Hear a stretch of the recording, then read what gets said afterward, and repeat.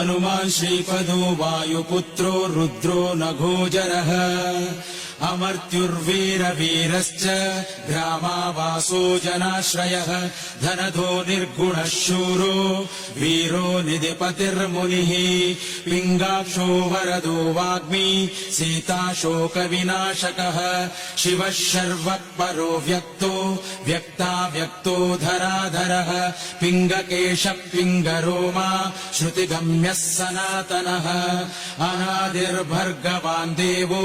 विश्वहेतुर्जनाश्रयः आरोग्यकर्ता विश्वेशो विश्वनाथो हरीश्वरः भर्गो रामो रामभक्तः कल्याणप्रकृतिस्थिरः